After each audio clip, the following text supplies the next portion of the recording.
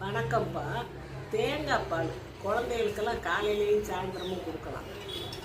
மாட்டுப்பால் தராதீங்க, சளி பிடிக்கும். இது அலர்ஜி ஏற்படுத்தாது. இது நமக்கு இப்போ இயற்கையில் கிடைக்கக்கூடியது. மாட்டுப்பால் இன்னொரு மிருகத்தோட குழந்தைக்கு ஒத்துக்காமல் சளி பிடிக்கும், அலர்ஜி இருக்கும்.